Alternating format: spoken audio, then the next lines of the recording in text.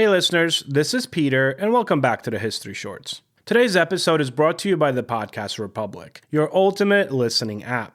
Discover and subscribe to thousands of podcasts from around the world. Download Podcast Republic today, available on Google Play and the Apple App Store. Today on History Shorts. They are everywhere, silent, solemn, often forgotten. But every cemetery, from the grand marble avenues of Paris to the weathered stones of a small town churchyard, tells a story, not just of the dead, but of the living. Cemeteries reveal how we understand life, death, and what we owe to memory. They chart the rise of cities, the fears of disease, the evolution of faith, and even the politics of who gets remembered and who doesn't. Today, we'll discuss how humanity's resting places evolved from ancient burial fields to the carefully landscaped memorial parks that we know today. We will finish the episode with the history brief, which returns to Felton and Fowler's famous Americans you never knew existed.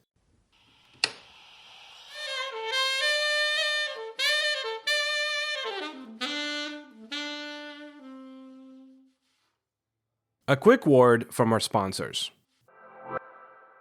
This day in history. On January 11, 1908, President Theodore Roosevelt made the Grand Canyon a national monument. At a time when powerful interests sought to exploit the land, Roosevelt insisted it be preserved, famously urging Americans to leave it as it is. The decision marked a major milestone in the American conservation movement. On January 11, 1942, the first prisoners arrived at Guantanamo Bay detention camp during World War II, as the site began its long and complex history as a detention facility, one that would take on renewed global significance decades later. Story of the day. Long before there were cemeteries, there were graves, and long before there were graves, there was memory. The act of burial is one of humanity's oldest rituals. Archaeologists have found deliberate burials dating back to tens of thousands of years, from the pre-Homo sapien caves in Iraq to Paleolithic sites in Europe. Those early graves, often lined with flowers, tools, and ornaments, reveal something remarkable: an awareness of death, and perhaps of something beyond it. In the ancient world, burial practices varied widely. Egyptians, as you probably know, built monumental tombs, pyramids for kings and nobles, as stairways to eternity. The Greeks and Romans buried or burned their dead near the city limits, lining the roads with elaborate tombs and inscriptions. The message was clear: death belonged close enough to remember, but far enough to respect. But not all societies treated burial as a sacred ground. In medieval Europe, burial was primarily a church function. The dead were laid to rest in consecrated ground surrounding the parish.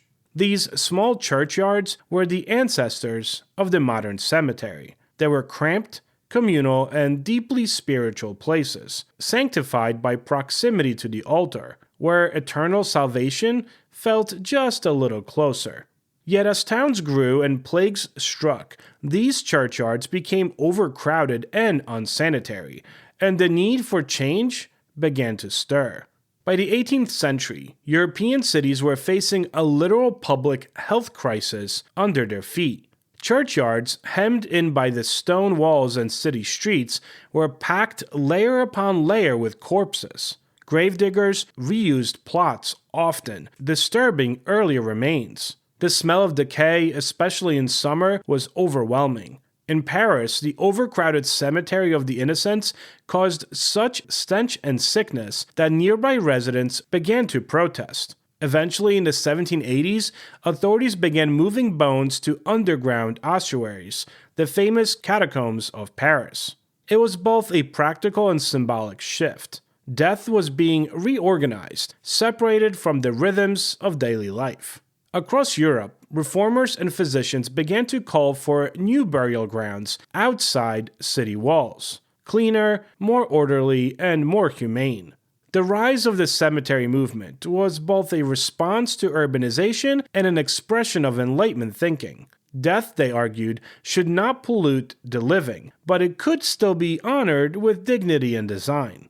The modern cemetery, as we know it today, was born in the early 19th century. In 1804, Père Lachaise Cemetery opened in Paris, the first large-scale landscape burial ground designed as both a place of rest and reflection. It was revolutionary, part park, part memorial, laid out with winding paths, trees, and carefully placed monuments. Visitors strolled its avenues, as though a garden of memory. The idea spread quickly. Cemeteries in Highgate in London, Mount Auburn near Boston, and La Recoleta in Buenos Aires transformed the experience of mourning. They were built outside city limits, designed as peaceful sanctuaries where art, nature, and remembrance intertwined. At Mount Auburn, founded in 1831, visitors could admire both tombs and tulips. The founders called it a rural cemetery, meant to offer solace to the bereaved and beauty for the living. It was not just a burial palace, it was an early form of a public park, a model that influenced later urban planning, including New York's own Central Park. These cemeteries mirrored the values of their time: romanticism, respectability, and a belief in eternal legacy. Wealthy families commissioned elaborate mausoleums, while middle-class mourners could afford engraved headstones, each inscription telling a story of love, faith, or ambition. But not everyone was welcome in these manicured cities of the dead. In both Europe and America, cemeteries reflected the same social hierarchies that divided the living. Race, religion, and class shaped where and how people were buried. In the United States, enslaved and free black people were often denied burial in white churchyards, leading to the creation of black cemeteries like Mount Zion in Washington, D.C. Then there was Jewish communities. Long excluded from Christian burial grounds, the Jews maintained their own cemeteries, such as the ancient one in Prague, its stones piled layer upon layer over centuries. Chinese immigrants in America, denied burial rights in many cities, created paper tombs or temporary resting sites with the hope of one day being returned home to ancestral soil. Even in death, identity mattered. Cemeteries were mirrors of society after all, segregated, stratified, and deeply symbolic. By the late 19th century, industrialization had transformed not only how people lived, but also how they died. Urban cemeteries grew larger and more ornate. Monuments towered, angels wept in marble, and death was kind of articized as part of this human journey. Victorians embraced mourning rituals, black veils, funeral photography, and the language of sentimentality. Cemeteries became stages for remembrance, where grief was both personal but also performative. But the modern era brought even newer challenges. By the early 20th century, cities again ran out of space. Cremation, once taboo, gained acceptance as a practical alternative, beginning with the opening of crematoriums in Europe and the US. Public health concerns, rising land prices, and secularization all contributed to the decline of traditional burials. The memorial park emerged, flatter, greener, and more efficient. Names were etched on bronze plaques instead of stone obelisks.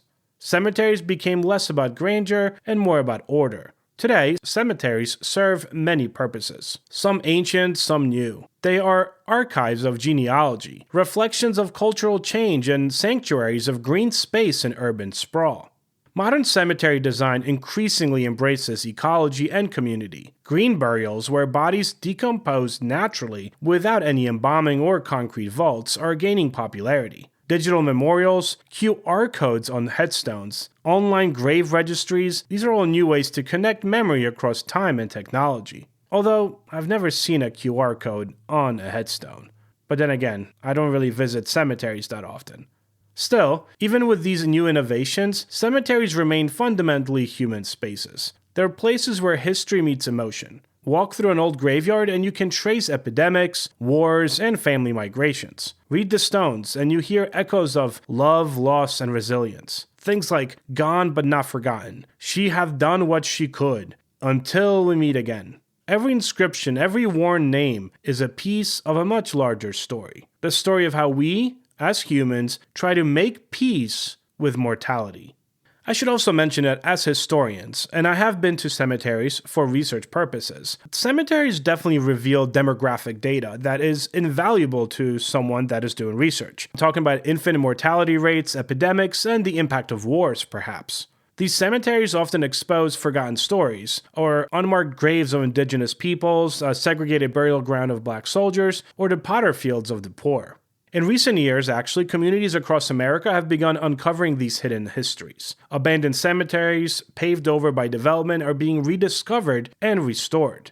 In my own hometown, in the 1960s, when they were building the middle school that my younger son currently attends, they wound up digging up bodies, which turned out to be an old burial site. Because there was no next of kin after much research being done to find some next of kin, they wound up reburying all the bodies in a corner of this school property where it still lies to this day. There's one headstone for all of the family members. A lot of kids don't realize this, but right where they're playing soccer, 10 feet away, is a burial site. Efforts like these, I think, remind us that cemeteries are not static relics. They're kind of like living records of remembrance, and sometimes, as was the case here, of neglect.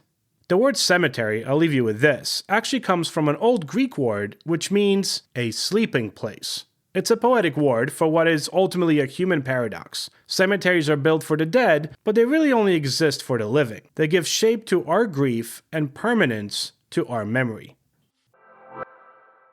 The History Brief. The following comes from Felton and Fowler's famous Americans You Never Knew Existed. Unlikely as it seems, the original Uncle Sam, the one you've seen pointing a finger at you, was a meat packer from Troy, New York. Samuel Wilson, born 1766 and died 1854, was his real name. During the War of 1812, he provided sides of prime beef to the infantry and later served as an inspector of army supplies. Quartermasters throughout the Northeast called him Uncle Sam because of his beard and his peculiar appearance. Part of his job as an army inspector of beef was to stamp meat barrels with the insignia U.S., and the soldiers he worked with jokingly said it stood for Uncle Sam, the old Sam Wilson. Someone even came up with a slogan, Uncle Sam, he feeds the army. Gradually, Samuel Wilson's nickname came to stand for the entire United States government. Thank you so much for spending some time with me today, guys, and helping me make this little show a mighty success. Keep on spreading the word. If you need to contact me, you could do so at peter@historyshortspodcast.com, or you could visit www.historyshortspodcast.com. And you can look for History Shorts Podcast on Facebook, Instagram, X, and wherever else you can think of on social media. Have a great rest of your day, and I will talk to you all again tomorrow.